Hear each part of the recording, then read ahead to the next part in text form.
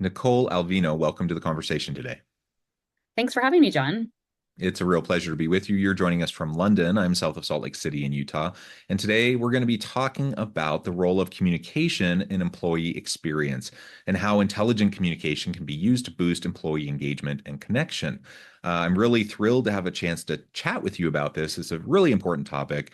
And as we get started, I wanted to share Nicole's bio with everybody. Nicole Alvino is a visionary entrepreneur and CEO with a passion for transforming the employee experience. As the founder and chief executive officer of First Up, a leading enterprise SaaS company, Nicole is responsible for driving innovation and growth in employee experience, engagement, and communications. She believes that investing in employees is key to building high-performance cultures that improve the top and bottom lines of any business, and is proud to call 50 of the world's most admired companies customers. Nicole's commitment to leader transparency and employee experience began after her first job at Enron was the foundation of how she built and led the first company she founded, Derma Lounge, and continues in her work at First Up. I'm going to pause there. There's so much more to your background, but is there anything in particular you would like to highlight by way of your background or personal context before we dive on in further? I just think that I've experienced maybe the worst type of employee experience from a company that obviously goes bankrupt, where Right. leaders were not only not transparent, but actively lying to employees. And so it's been a real passion of mine, one, to give a way to leaders to have direct, authentic way to connect with their people and every single worker, especially those on the front line. And so it's just been so exceptional to be able to see CEOs of some of the biggest companies, from Andy Jassy to on down, using our platform to connect with their Mm-hmm. people and work to make their work life better. Yeah, awesome. And I am intrigued. I've read all the case studies about Enron. We've heard all about it. We study it in business school. There's of course the cook in the book stuff, but there's all the culture stuff, the toxic culture stuff that was going on there too. Of course, you were living it firsthand, and unfortunate that this was your first, real job at Mm. Enron. What can you tell us about your experience there, and how that really influenced you to where you're at today and starting First Up?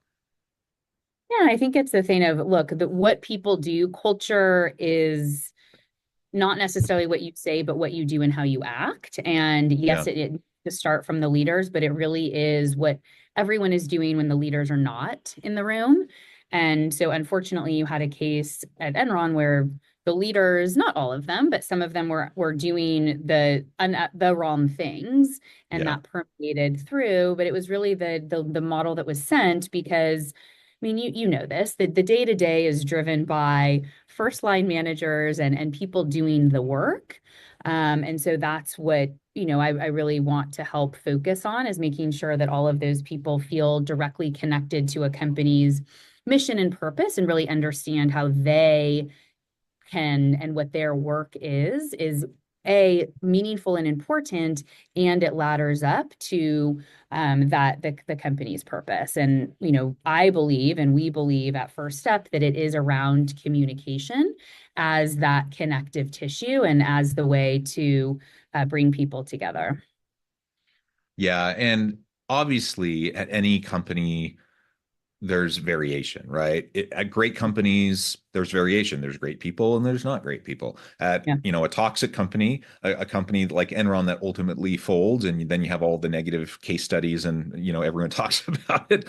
Yeah. There's not great people, but there's also great people that were Yeah. there too that find themselves trapped, right? Mhm. In a really negative situation. And so it is, I appreciate that. Like, it's really worth noting that there were plenty of good people at Enron. It's a huge company. There's plenty Mhm. of really good people there that find themselves stuck and trapped, wanting to make a difference from within, and finding themselves, in a bad situation. And so Mhm. it's worth acknowledging that, and it's worth acknowledging too that uh, that a culture, uh, you can find yourself in those situations where it creeps over time. Like, Mhm. Enron didn't get there overnight, right? Um, it got there slowly over time as little choices were made by top leadership, compromises were made over time, and slowly but surely you get to the point where it became what it became, and ultimately the house of cards fell, right? And it collapsed, and the facade, couldn't stand up. Mm-hmm. And like you said, it's not, when we're talking about culture, it's not just what you say, it's what you do, and you can't fake it. So you can say all the right things all you want, and lots of companies do this. You can say all the right things, and even when you have all the intention behind saying all the right things, uh, aspirational goals and intentions aren't enough. You have to actually strive to do the right things behind what you're saying and behind the aspiration. And nobody expects you to be perfect, but they do expect you to strive and to try. And they know when you're totally BSing it, and they know when you're not making the effort. Mm-hmm. And ultimately, that's what the house of cards is, and ultimately it comes tumbling down. You can't fake it forever. Right. Right. Yeah, What You Do Is Who You Are is one of my favorite business books. It's a Ben Horowitz book about exactly that. It's the actions, what you do every single day, and in those little moments, the sum of all of those things are what the culture is. And that's why it's so important to, yes, it needs to be said at the top, but it also needs to come from the bottom and everyone in between to really understand, feel a real obligation. Yes, a first connection, but then an obligation to uphold that. Yeah, yeah, absolutely. So at first up, you're focusing on employee experience, you're focusing on connection. What are some of those most important factors that you find in working with your clients are important to focus on to improve employee experience for organizations? Yeah, and we really focus on delivering hyper personalized experiences that are individual to the person, obviously, and across all the different moments that matter to them as an individual, as well as the big moments in a company. And so, if we think about, we've really taken a page out of the consumer experience book. And if you think about anything we do in our personal lives, whether it's banking, shop on Amazon or from Nike, were delivered not only very beautiful, immersive types of experiences. These experiences meet us where they are, right? I can be on my email and I'll get a lovely email from Nike. I'll be in my app and I'll get a push notification. And then those brands continue to learn about us. They learn about our buying behavior. If I'm about to buy my son some Nike shorts and I Mhm. don't quite purchase, then I get a reminder saying, Right. "Oh, now we're going to give you 10% off or 10% off plus free shipping." And so it's these little nudges. In that case, they just want me to buy the things. Hmm. But it works. And there's a reason why marketers and, marketing automation has become an entire segment now of marketing because it works. And so what we've done is taken that same notion of campaigns. And the first thing we did when we founded the company, and a two pieces, we said, look, we need a better way to reach the front line. 80% of the world's workforce does not sit behind a desk. Yeah. Yet 10 years ago, no one was really thinking about them, and we wanted to create a really beautiful, engaging mobile app. And we had this notion of tech equity, right? The front line, someone who's driving our trucks and serving our food and cleaning our hotel rooms should have that same type of experience as a CEO. Um, and also, there needs to be a way to bring this notion of campaigns to the employee experience, to employee communications, to help really manage that people experience from the moment that someone joins, or even in that pre-hire, through all of those moments to the moment that they become an alum. And if we think about those consumer marketing principles, everything is a touch point. It's, again, hyper personalized, beautiful, immersive experiences. Obviously, with AI, we can learn more and even be more personalized and eventually guide them through a delightful experience to get them to the outcome, which is be a high performing employee, really feel connected to Hmm. their company's purpose, and ultimately stay there for a long time. Yeah, let's talk more about that personalization. Mhm.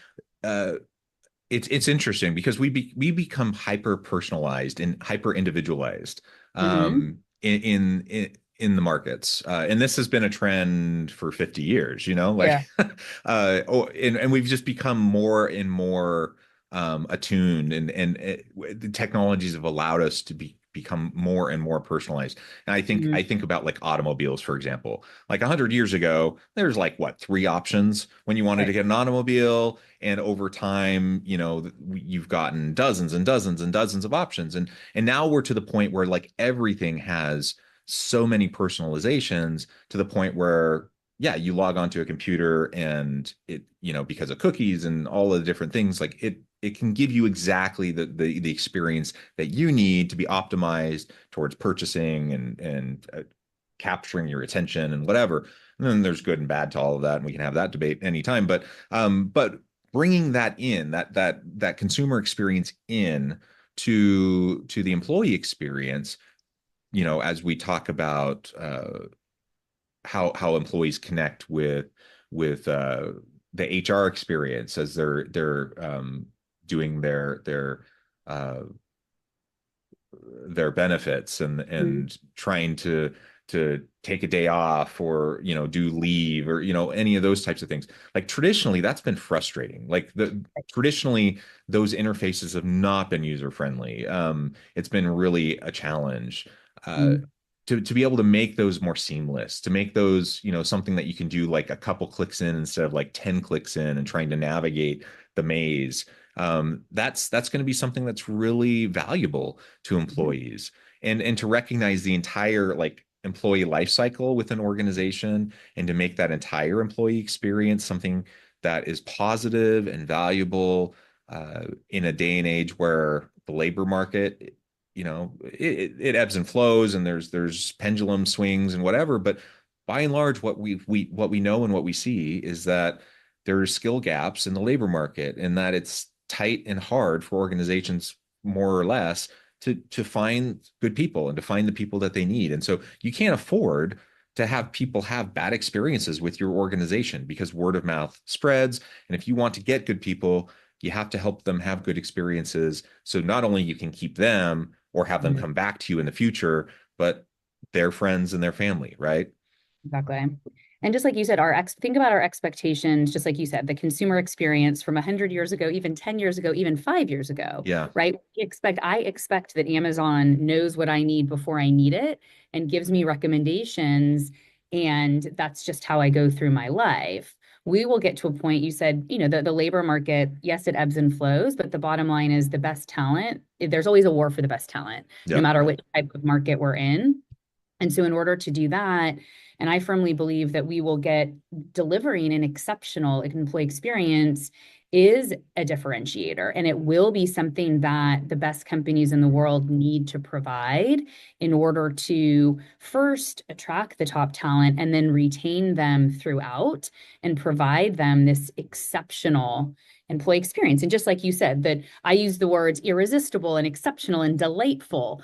Current experiences are kind of the opposite of that. And so that's what we endeavor to deliver those truly exceptional experiences. And it's great. We look at the companies that, the most admired companies or companies that are top performers, whether it's in, whichever index, whether it's the Dow or the FTSE, but it is no surprise that the brands and the companies who do invest in their people are the ones who are outperforming the market. And so that's very much when I say this is something that it's a top line opportunity, Yeah. top and bottom line opportunity, right? It's those that are investing, they're helping anyone who's customer facing. We have Hilton and Hyatt and Rosewood and Tesco as a big retail hospitality. We're correlating the engagement within the communications within all those moments to the type of guest experience that they are providing. which is top line growth, right? You look at healthcare, the type of experience you're getting from your caregivers, that's going to be a patient experience, which directly correlates to the Hmm. top line. And then if you look on the other side, the people who don't have this experience, they're disconnected from the company, they're disconnected from their manager, they're not given what they need, whether it's something in a moment that they need extra help benefits, whether it's a medical leave, whether it's bereavement, and they're searching, they don't know where to find Right. something. What if something can be delivered to them to guide them through that really hard time, right? They're going to be more loyal. And we've seen that again with correlating the use of our platform within those moments and correlating it to lower attrition for top performers. So again, we think it's just something Yeah. that the highest performing companies must invest in this, and it's a win-win. It's a win for the people. It's a win for the company, and so that's what I love about this business.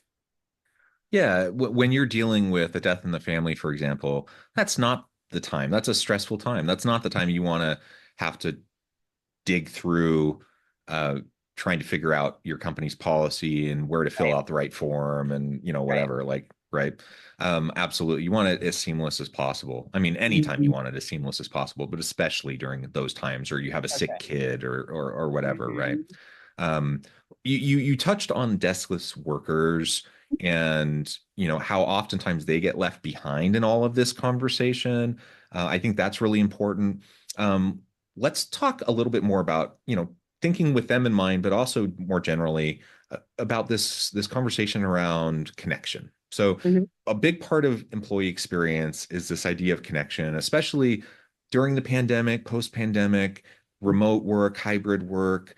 um, this became a big challenge, and I think it's an ongoing challenge. It's not something we've totally figured out. No. uh, Many employers have now established back to office mandates, in part because they're concerned about this connection piece. There's other reasons too, and we can have those debates. But Right. I think that's one of the pieces, right? Is they want collaboration, they want connection, they understand Yeah. that that's important. What what do you see the role of connection as being, in terms of employee experience overall? How does that relate to deskless workers and this broader remote or hybrid type of Yeah. distributed workforce environment? And what can we do to improve overall employee experience within this environment? Right. I mean, look, I think connection is the most fundamental and at the foundation. And if right, we're first of all not connected. So first you take in that this meaning of connection. One is, can you actually receive something from your company? And is there an opportunity for you to have a two-way conversation? So I think that's point one. And there are still plenty of companies in the world who don't have that baseline connection or don't have it consistently, Yeah. especially with their deskless workforce. And so that, I believe, and we believe that's a huge problem. And so there's the kind of foundational piece of solving that. Let's actually give them a way to connect with technology in a way that works for them, right? If they don't have a a Teams login, or they don't have a desktop, do they have a mobile phone? Is that a place where they can get work? Do they have screens if they work on a manufacturing line? Is that a way for them just to have some level of connection? And first I'm talking about digital, and then we'll talk about the person. But I think there's, at least from a digital place, we at least have to be able to reach every single worker. And I think that part's Hmm. important. So when we work through our maturity model with our customers, it's kind of, we believe that people are starting in some way in a disconnected way. So until you can reach 100% of your workforce, right, where you kind of can't get past step one. And then once you can reach them, then you start to say, okay, let's define what that connection means. And let's look at different employee personas, and let's look at what they need based on who they are, their type of work. And then let's start to map their based on their personas, their journeys, and what they might need, and what connection looks and feels like for them, right? Because connection is different if you're driving a truck, right? Maybe there's Yeah. connection with your end customer. Maybe there's connection with other drivers that are around the country, and maybe there's a way that to show pride in showing off your cab and what you're doing with your cab. Something that's a little fun and lighthearted. That's a way Right. to connect, right? In a way and in a role that's very, very isolated. And so at least there's kind of a shared meaning or purpose. And so what we try to find is how do we take those opportunities for shared meaning and purpose and bring them to life digitally. Also knowing that in certain types of work, there is no substitute for that in-person collaboration and in-person time where you have to get some work done. But it's and also what can we and how can we extend those moments digitally, because we are remote, we are hybrid, and that's going to stay.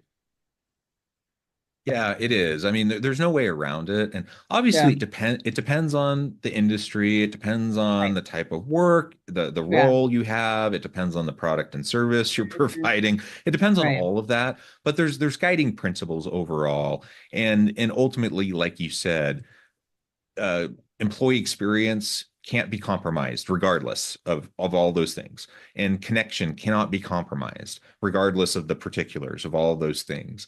And so I think it sometimes it's easy for us to just think, well, we have all these deskless workers, we're a distributed team, and we think, well, there's nothing we can really do about that, and we just give it a pass, and we just say, well, there's nothing we can do about it, and that's not true. Like there are lots of things we can do about it if we're thoughtful, if we're Mhm. intentional, and if we put steps in place, both from a technology standpoint, like you've said. Mhm. There are apps, there are tools, there are lots of things that intentionally we can put in place to make sure that we keep people connected, to keep them engaged, to make sure that they have a smooth, positive experience. Yeah. But there are also other mechanisms. There are other things that we can do to just make sure that people have an overall good experience. And so let's just keep those things in mind. Let's put it as a priority. If we do that, we're going to attract better people. We're going to retain better people. We're going to have better word of mouth. We're going to ultimately just have a better employer brand, which is going to pay off. Like you said, top of line, bottom line, overall, it's going to be better for everybody. And that's what we want, right? Absolutely. Yeah. Are you interested in a sales job at First Up? Possibly someday, maybe. Nicole, this has just been a real pleasure. I know at the time I need to let you go here in just a minute, but before we wrap things up, I just wanted to give you a chance to share with the audience how they can connect with you, find out more about your work, your team, and then give us the final word on the topic for today. Sure. So you can find me, Nicole Alvino, on LinkedIn, and I'm Nicole at firstup.io. Shoot me an email. Visit our site. Lots of great customer stories that really elevate the importance of what we do and really delivering on our mission of making work better for every worker. And every single company should have this as a focus, to drive the best results for their people, their customers, and their business. So, John, thanks so much for having me. Thank you again. It's been a real pleasure. I encourage the audience to reach out, to get connected, find out more about what Nicole can do for you. And as always, I hope everyone can stay healthy and safe, that you can find meaning and purpose at work each and every day. And I hope you all have a great week.